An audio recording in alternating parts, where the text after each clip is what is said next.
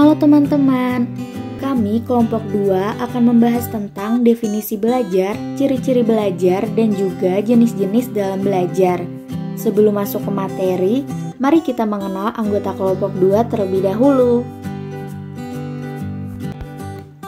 Halo, perkenalkan nama saya Kantoto Fatul Jihadi dengan NIM 21101231101018. Saya Nursyifa Nisa dengan NIM 211012722008. Dan saya yang terakhir, Tiara Puspita Dewi dengan NIM 21101273200014. Saya Nursyifa Nisa akan menjelaskan tentang definisi belajar.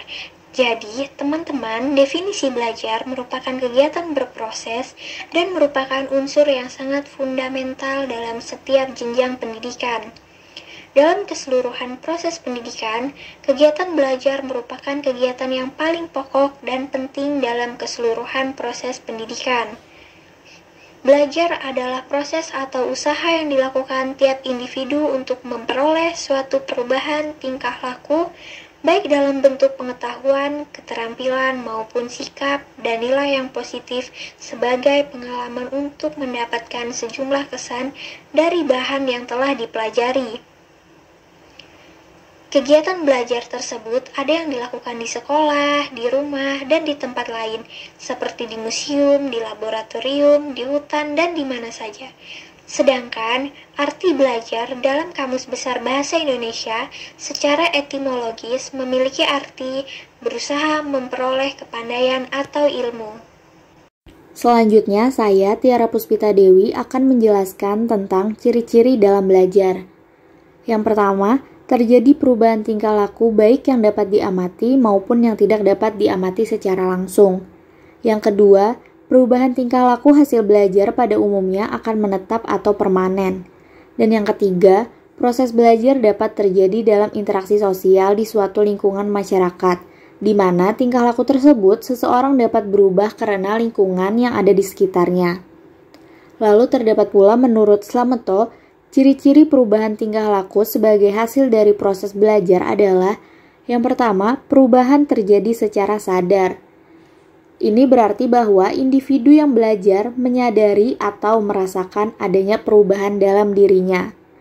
Yang kedua, bersifat menetap atau kontinu dan fungsional. Sebagai hasil belajar, perubahan yang terjadi dalam diri individu akan berlangsung terus-menerus. Maka suatu perubahan yang terjadi akan menyebabkan perubahan berikutnya dan akan berguna pula bagi proses belajar berikutnya, serta tingkah laku dalam belajar yang terjadi akan bersifat menetap. Yang ketiga, bersifat positif dan aktif. Dalam perubahan belajar, perubahan-perubahan itu selalu bertambah untuk memperoleh suatu yang lebih baik dari sebelumnya. Dengan demikian, semakin banyak usaha belajar yang dilakukan, semakin baik dan banyak pula perubahan yang diperoleh. Lalu perubahan yang dikatakan bersifat aktif berarti bahwa perubahan itu tidak terjadi dengan sendirinya, melainkan karena adanya usaha dari individu itu sendiri. Yang keempat, memiliki tujuan dan terarah. Berarti bahwa belajar itu memiliki tujuan yang akan dicapainya dan akan membuat perubahan belajar itu terarah. Dan yang terakhir, meliputi segala aspek tingkah laku individu. Belajar dapat membuat perubahan yang diperoleh individu setelah melalui suatu proses belajar itu sendiri yang meliputi perubahan keseluruhan tingkah lakunya. Oke, di sini saya akan melanjutkan materi pembahasan yang terakhir, yaitu jenis-jenis belajar.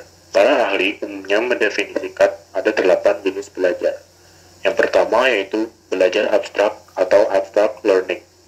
Belajar abstrak pada dasarnya adalah belajar dengan menggunakan suatu cara-cara berpikir abstrak. Tujuannya yaitu untuk memperoleh suatu pemahaman serta pemecahan yang tidak nyata.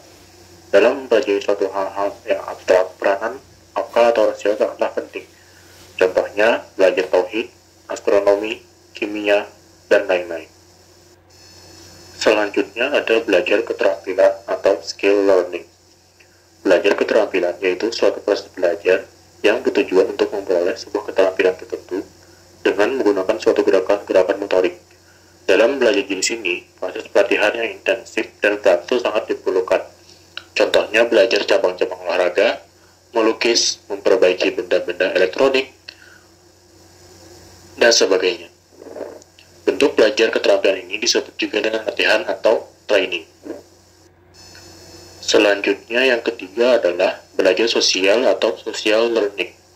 Belajar sosial ialah belajar yang bertujuan untuk memperoleh sebuah keterampilan dan pemahaman terhadap suatu masalah-masalah sosial, penyesuaian terhadap nilai sosial, dan sebagainya. Contoh dalam belajar jenis ini yaitu belajar memahami suatu masalah keluarga, masalah penyelesaian konflik antar kelompok, dan suatu masalah-masalah lain yang bersifat sosial. Yang keempat, yaitu belajar pemecahan masalah atau problem solving.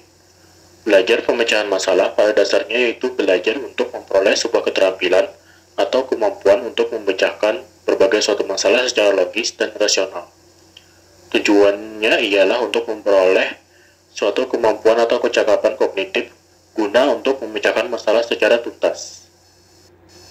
Selanjutnya yang kelima, belajar rasional atau rational learning. Belajar rasional yaitu belajar dengan menggunakan suatu kemampuan berpikir secara logis atau sesuai dengan akal sehat. Tujuannya yaitu untuk memperoleh beragam kecakapan yang menggunakan prinsip dan konsep-konsep. Jenis belajar ini berkaitan erat dengan belajar dalam pemecahan masalah.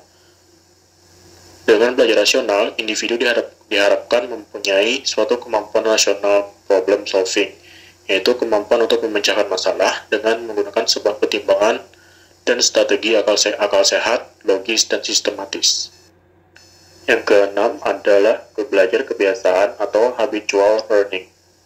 Belajar kebiasaan yaitu suatu proses pembentukan kebiasaan baru untuk perbaikan kebiasaan yang telah ada. Belajar kebiasaan selain menggunakan sebuah perintah, keteladanan, serta pengalaman khusus juga menggunakan hukum dan ganjaran. Tujuannya agar individu mendapatkan sikap dan kebiasaan perbuatan baru yang lebih tepat dan lebih positif, dalam arti selaras dengan sebuah kebutuhan ruang dan waktu atau yang sifatnya kontekstual. Selanjutnya adalah belajar apresiasi atau appreciation learning. Belajar apresiasi pada dasarnya ialah belajar untuk mempertimbangkan nilai atau arti penting suatu objek. Tujuannya agar individu mendapatkan dan mengembangkan kecakapan ranah rasa atau affective skills. Dalam hal ini, kemampuan dalam menghargai secara tepat arti penting objek tertentu, misalnya apresiasi sastra, apresiasi musik, dan apresiasi seni lukis. Yang terakhir yaitu belajar pengetahuan atau study. Belajar pengetahuan dimaksudkan sebagai belajar untuk mendapatkan sejumlah pemahaman, pengertian, informasi, dan sebagainya. Belajar pengetahuan juga bisa diartikan sebagai suatu program belajar terencana untuk menguasai satu materi pelajaran dengan melibatkan suatu kegiatan investigasi atau penelitian dan eksperimen. Tujuan belajar pengetahuan itu agar individu mendapatkan atau menambah suatu informasi dan pemahaman terhadap suatu pengetahuan tertentu yang biasanya lebih rumit dan memerlukan kiat khusus dalam mempelajarinya. Misalnya yaitu dengan menggunakan sebuah alat-alat laboratorium dan penelitian lapangan. Jadi gimana nih teman-teman? Udah pada paham belum sama definisi belajar, ciri-ciri belajar, dan juga jenis-jenis dalam belajar? Semoga mudah dipahami ya. Sekian penjelasan dari kami kelompok 2. Maaf bila ada salah kata. Semoga bermanfaat ya. Wassalamualaikum warahmatullahi Waalaikumsalam wabarakatuh. Wabarakatuh.